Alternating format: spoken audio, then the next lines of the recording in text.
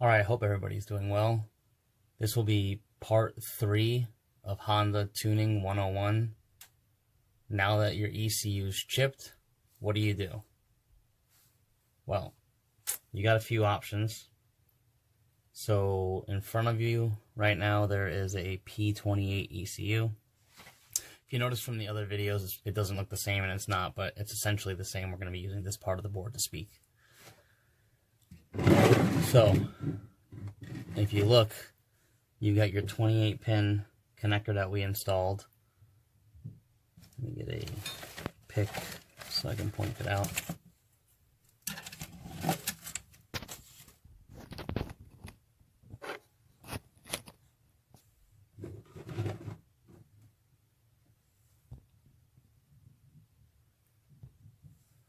Okay, so you've got a chipped ECU now for an OBD1 Honda.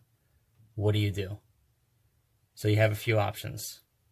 The first, easiest, and quickest option to get you on the road if you're not making any type of real power and you just got maybe basic bolt-ons, and that's about it.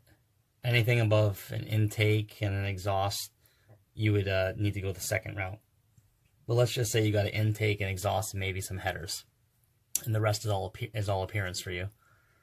So in this section here is where we installed the ZIF, which is a zero insertion socket, and it opens up. You would tune and burn, let's just say you were running a B18 or a D16, whatever. You would take that map and you would burn it to a SST chip. You would take that file and drop it down in there, lock it in place, cover your ECU back up, plug it in the car as normal, and drive. That would be the easiest way.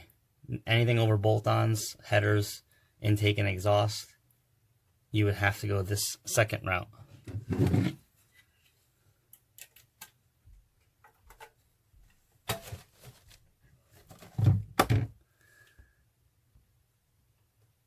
Here we have another chipped P28 ECU.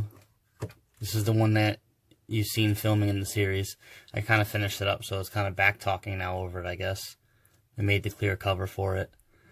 You'd have to get some type of wideband O2 output and data logging, which, if you remember from the earlier videos, data logging is done on your CN2 port, which is right here. Your 4-pin connector, there's your chip. There would be the chip right there. And right there's the data logging cable, and it runs up and goes this way. And I've taken some advice from some people. They said that there might be some interference here. There may or may not be. I'm going to test it out. If not, I'll just swap sides and bring it over here where there's less electrical components. But it's thermal taped and has its own little box around it. So we'll see what happens. If anything, I can just peel it off and flip it over. Not a big deal. But that was brought to my attention by a member in Honda ECU tuners. So yeah, if you're gonna if you're gonna go the second option and get it, let's say a little turbo, go nitrous, do something, you're gonna have to data log it or put a wideband on it. So there's a few different ways you can go about doing that. So we'll talk about the data logging aspect first, and then we'll go into the different options for wideband. So again, we have our P28 here. There's a 28 pin chip. There's your CN2 data logger. It's got 4 pins. Depending on what type of data logger you're using, it's going to be dependent on how many pins you use. Bluetooth uses all 4, and I've used some manual ones like this little one here, and it only uses three of the pins. You got to make sure you get the pins right.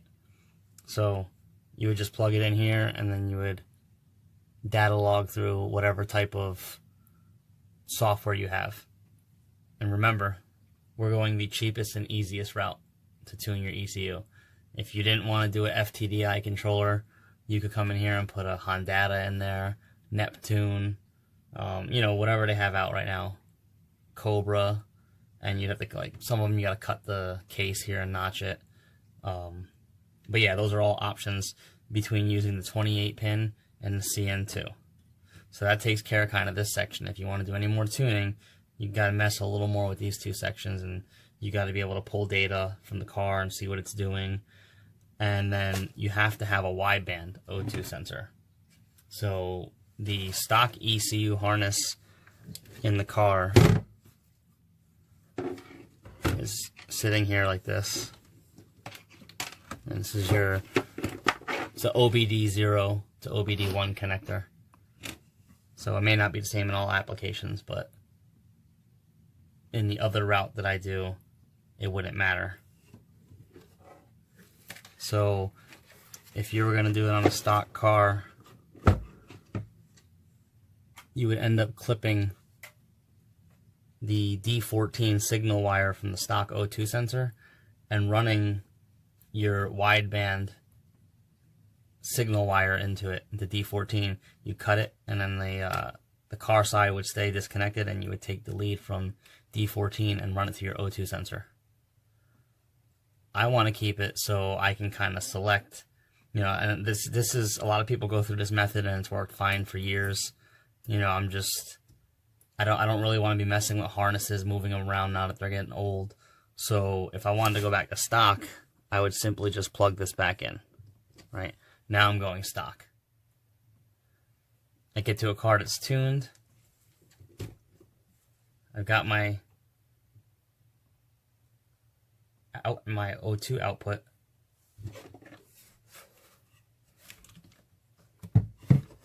In this configuration that I did it in, I ran the wires out the bottom of the case, and this ECU now has a permanent O2 output. So this comes right off of the main pinheads for where the harness plugs in. So right underneath here is where I have them. And basically I saved the harness now, so this will plug into the car and stay there forever. And let's say I want to go and throw another Honda that I have, or my buddy's got a Honda and his wideband's acting up. Well, I can just unplug the ECU, right? You remember the connection I made was on the car side, and I just leave it disconnected, and I draw my wideband from the ECU, and now the ECU can be taken with me anywhere. It's even a security feature. You take it out and you have your constant O2 power, ground, and signal. So if you're doing anything over simple bolt-ons, you're going to need to have some type of data logging capability or some type of O2 capability, wideband. Again, this is the cheapest way. It's chip, it's soldered in. This is the crude, cheapest manner you can get it. But it does work. And in the next video, we will test it, put it through its test, and just see if everything was done correctly. We're going to talk about the wideband oxygen sensor install. I chose to install it directly on the ECU. I didn't want to cut the harness too much in case I wanted to revert back to stock, and I wanted to be able to have the ECU have its own, you know, dedicated data logging. So I added power, ground, and signal directly to the ECU. On the back here,